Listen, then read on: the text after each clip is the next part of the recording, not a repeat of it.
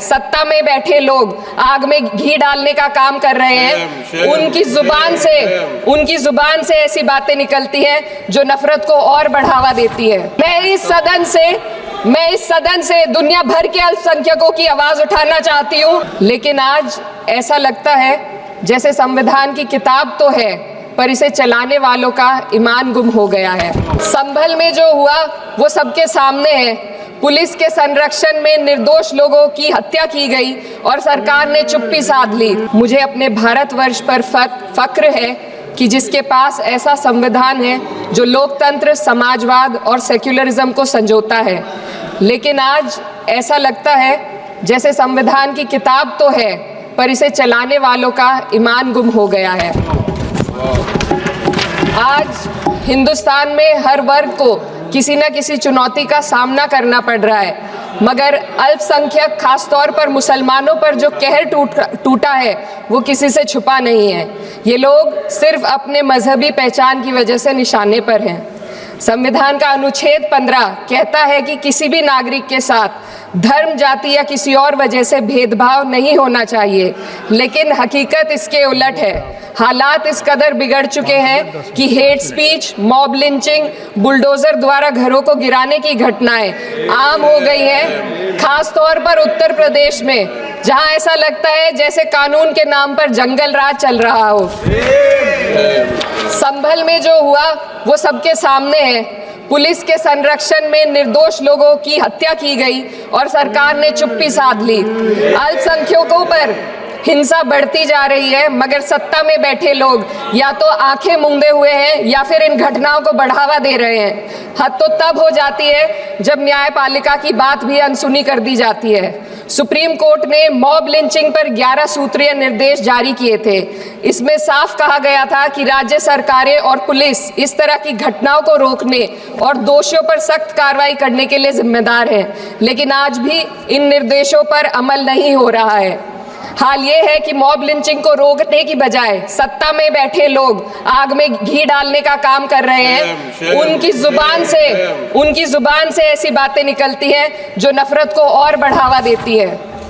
ये अशांति अब इतनी गहराई तक फैल चुकी है कि हमारे समाज के धर्मनिरपेक्ष चरित्र पर गंभीर सवाल उठ रहे हैं। साल की शुरुआत में ही कई राज्यों में दुकानदारों को अपने नाम बोर्ड पर लगाने के लिए मजबूर किया गया। इसे सेहत और सुरक्षा के कानूनों का हिस्सा बताया गया, मगर असल मंशा कुछ और थी। ये कदम खास तौर पर मुसलमान दुकानदारों को निशाना बनाकर उठाया गया ताकि उनकी रोजी रोटी पर चोट की जाए। पिछले हफ्ते मुरादाबाद में एक मुस्लिम डॉक्टर को हिंदू बहुल्य मोहल्ले में घर खरीदने पर विरोध झेलना पड़ा। वजह बताई गई कि इससे मोहल्ले की सामाजिक शांति बिगड़ जाएगी। अब आप ही बताइए, क्या ये वजह सही है, जायज है? असल में ये छोटी बड़ी घटना इस बात का सबूत है कि सांप्रदायिकता को बढ़ावा देने वाले बयान और नीतियां हमारे समाज को अंदर से खोखला कर रही है। उत्तर प्रदेश में यति नरसिंहानंद ने बेहद घटिया बयान दिया, लेकिन सरकार इन बयानों पर कोई कार्रवाई नहीं कर रही। हेट स्पीच न केवल जनमानस के विचारों को प्रदूषित करती है, बल्कि इससे अब संवैधानिक पदों पर बैठे लोगों को भी प्रभावित कर दिया है। अभी हाल ही में माननीय उच्च न्यायालय इलाहाबाद के माननीय न्यायाधीश ने ऐसे बयान दिए जिसका संज्ञान खुद सुप्रीम कोर्ट को लेना पड़ा।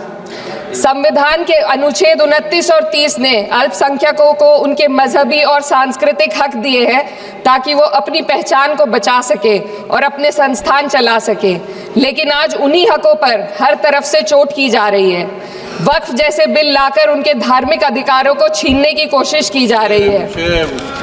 आज अल्पसंख्यक समुदाय को संविधान द्वारा दिए गए अपने बुनियादी अधिकार पाने के लिए लंबी लड़ाई लड़नी पड़ रही है। ऐसे कई मामले अदालत ने न्याय देकर संविधान की रक्षा की है, लेकिन अदालती प्रक्रिया में जो समय लगता है उसकी वजह से देश के सामाजिक ताने बाने को भारी नुकसान उठाना पड़ता है। मिसाल के तौर पर इलाहाबाद हाई कोर्ट ने 2004 के मदरसा एक्ट को रद्द कर दिया था, जिससे मदरसों के संचालन पर सवाल उठे। हालांकि सुप्रीम कोर्ट ने बाद में इस फैसले को पलट दिया और एक्ट को वैध करार दिया, लेकिन इस प्रक्रिया में जो समय लगा उसने अल्पसंख्यकों को बेचैनी और संघर्ष के दौर में डाला है। इसी कड़ी में प्लेसेस ऑफ वर्शिप एक्ट 91 भी आता है और कई अन्य अधिकार, उन्हें भी इसी तरह अदालती लड़ाइयों में उलझाया जा रहा है। ये स्थिति न केवल अल्पसंख्यकों के अधिकारों की राह में रुकावट है, बल्कि justice delayed is justice denied जैसी कहावत को सिद्ध करती है। मैं इस सदन से दुनिया भर के अल्पसंख्यकों की आवाज उठाना चाहती हूँ, खास तौर पर हमारे पड़ोसी देश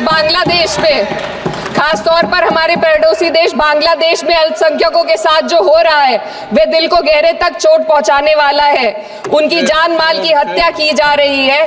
बांग्लादेश हो या हिंदुस्तान हो या कोई और देश, अल्पसंख्यकों की सुरक्षा, इज्जत और अधिकारों की हिफाजत हर सरकार की सबसे पहली जिम्मेदारी होनी चाहिए।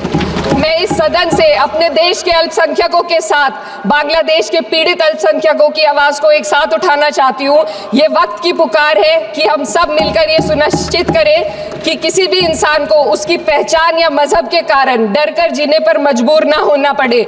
जहाँ हक छीने जाते हैं वहाँ अमन खो जाता है। ये बात हर सरकार को समझनी चाहिए। अगर हम सच में अपने संविधान का सम्मान करना चाहते हैं तो हमें नफरत और भेदभाव को खत्म करना होगा।